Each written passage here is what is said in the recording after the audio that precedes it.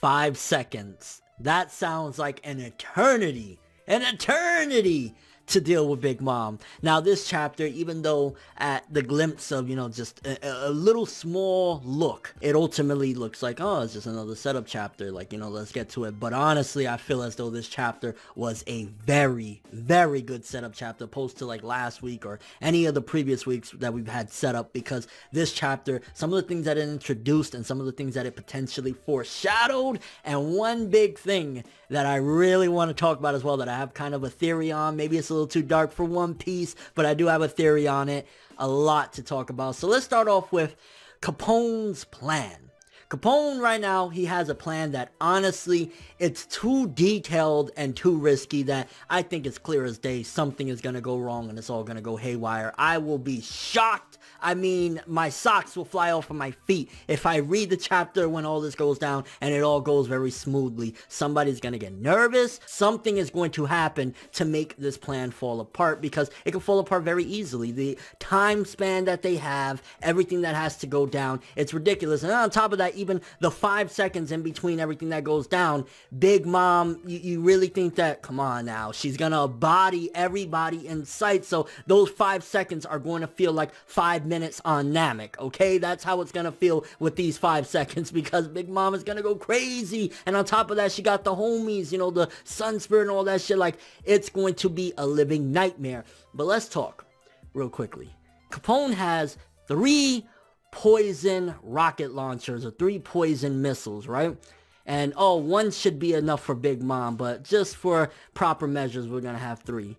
Capone is a dirty dog. Just think about that for a second. Why 3? I mean, if 1 could do the job, okay, maybe you're trying to be sufficient, but just to be sufficient, get 2. Okay, it maybe seems like he's trying to be extra careful and extra cautious. If 1 don't take her down, we got another one, and we got another one. He's the DJ Khaled of mafioso bosses. Another one. No, but just think for a second.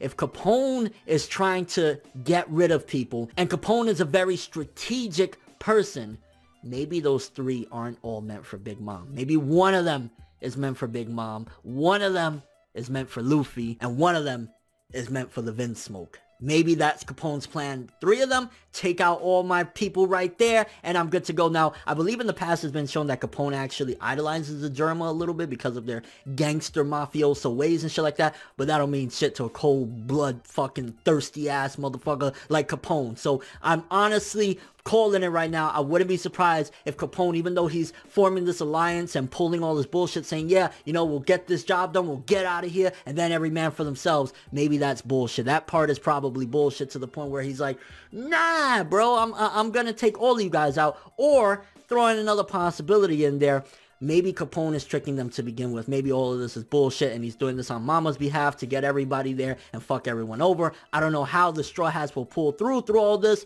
if they get set up like that, but that's a possibility as well, that Capone is just pulling bullshit so that he could get Luffy there, and he's doing it on Mama's behalf, and then eventually maybe he is planning on getting Mama, but a big deal is to get Luffy there and, betray him as well and take him out. Strong possibility there with a dirtbag piece of shit like Capone, because everything we've seen about Capone, like, one of the things this chapter did showcase, which I think we've seen it already a couple different times, and I think that's possibly a clue as to something that might be able to put Capone in check, is he really seemingly loves his baby. He's like, oh, yeah, you scream so loud. I'm like, yo, Capone, I see your weakness right there, bro. Your weakness right there is like a couple months old, a month old or some shit. That's your weakness right there. Automatically, I'm looking, that baby is going to be possibly Capone's downfall. Well, he'll be like, oh shit, what do I do?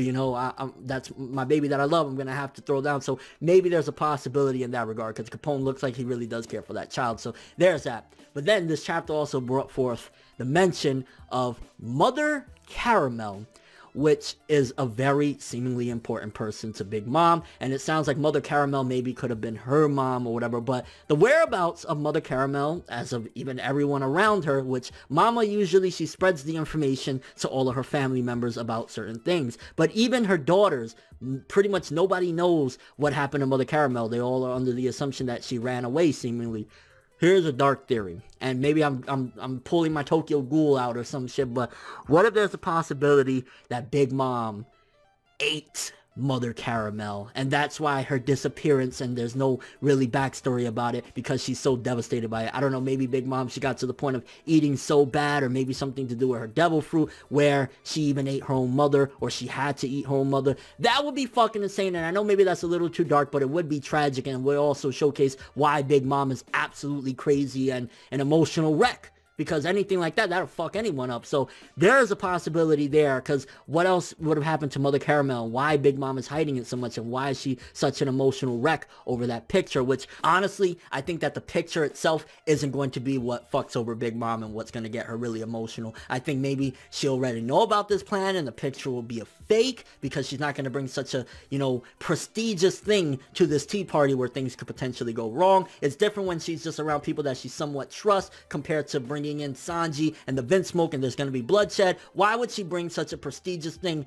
to an event that is going to be a bloodbath? It's going to be the Red Wedding from Game of Thrones in there, you know what I'm saying? So maybe that won't even be the real thing. But look at this chapter, how emotional she was over considering and thinking, oh shit, my skeleton man is dead, and she was crying there. Maybe Brooke showing up could give her the emotional breakdown. I thought she was dead, or something like that, and be enough to kind of put her in that vulnerable position to hurt her. I don't think Big Mom is going to die in all this. I do think some of the Vinsmoke might die. In particular, I think Papa Vinsmoke, Judge, might be the one that dies. But I don't think Big Mom is going to die, to be honest with you. I think she's going to get wrecked and embarrassed, and we'll see her later on down the road in One Piece.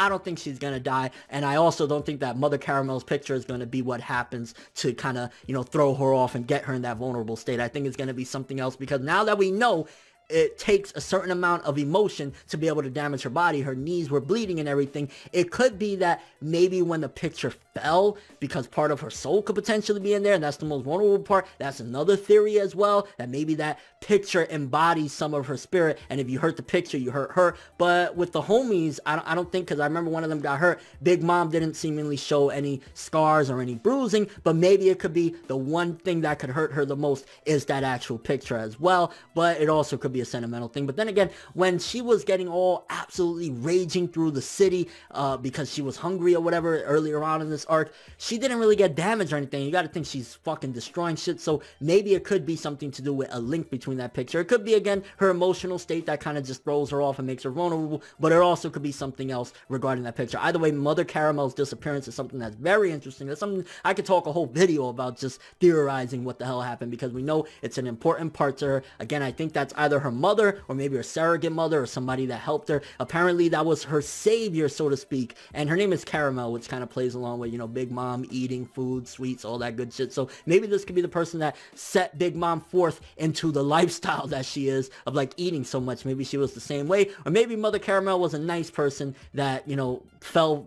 victim to tragedy that would made Big Mom who she is, and how she became a nasty piece of shit as well. So many interesting theories about that. Honestly, the mention of Mother Caramel is something that was the biggest thing in my opinion, or one of the biggest things anyway, regarding this chapter, because it shows a weakness in Big Mom. It shows that there's a possibility to take her down now, and I'm looking forward to finding out more about Mother Caramel. Real quickly, Luffy wanting to make a funny entrance. I'm like, Luffy, what the fuck? I mean, Luffy's character is not necessarily all over the place. I think it's Oda trying to show some development on Luffy's side, but also showcasing Luffy is still Luffy, because that's one of the best things about when you're doing character development. You can't radically change a character from who he was, because that's not true development. Like, nobody changes dramatically and they're never the same unless they've had, like, you know, some PTSD or some shit. Like, Luffy has developed. Yes, he's smarter. Yes, which also goes into the conversation, because a lot of people are saying, why is Luffy down with an assassination? When has he really been down to kill somebody or whatever? That's his growth. That's him trying to, okay, you know, this is the only way we could take her down. I don't really think he's thinking of like, this bitch is gonna die, or maybe he thinks, yo, it's just a war, and he don't really think that far ahead. People gotta die, even though his brother died and shit like that. He's not really thinking like that, but it also shows maturity in Luffy. He knows some things need to be done, so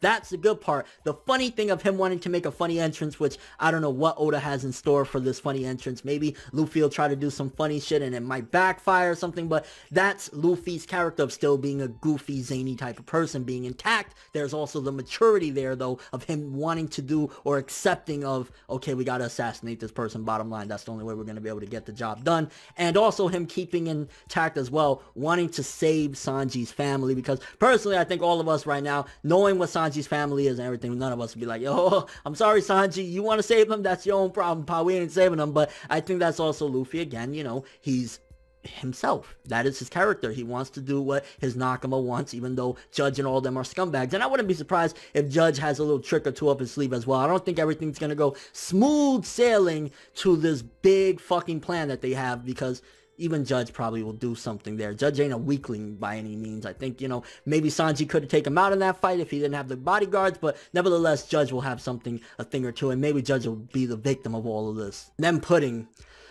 Oh, it's such, I can't even describe it, because on one hand, I'm like, this bitch, Griffith, get this bitch, because she's just a dirt dog. But on the other hand, again, all the clues that we've been getting, little pieces that maybe she's fronting, maybe she's doing this for everybody so nobody sees her true intention or whatever, because as she's talking, man, I don't want to get blood on this dress, maybe it's a possibility that she's fronting by saying, oh, I'm gonna shoot him, but I don't want to get blood. But possibly what she's actually feeling is that she don't really want to do this. Maybe the pudding that we've seen in the beginning all along is just a really fucking good actress. And I mean, even I think Mama commended her on being able to act that good, and people were like, yeah, yo, you put on a good show. Maybe she's putting on a good show too. She's double-siding as like wanting to do the right thing and ultimately looking like she's doing the wrong thing. So that's going to be interesting. But as of right now, until we get clarification what the fuck Pudding really is, who the fuck she is she a good person or a bad person, this is for you, Pudding, right here, you fucking bitch. And one last thing to add, don't forget, Big Mom could have a very awesome awakening. And just think for a second, let's just say everything goes smoothly, they hurt Big Mom with one of those missiles or whatever, there's a possibility her rage could activate her awakening, and whatever the hell that could be, her being fatter, or maybe her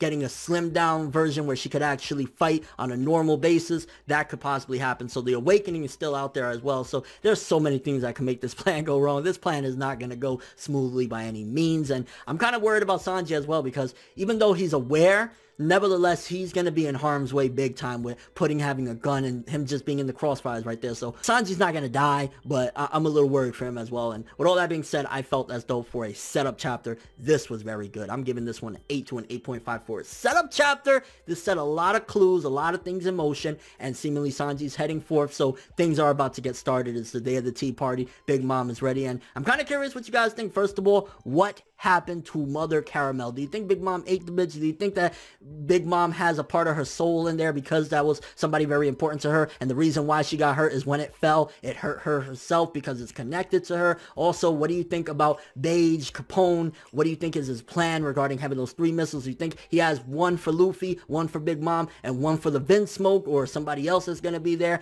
And just your overall thoughts of this chapter, your hype and excitement. This looks like it's going to fucking be...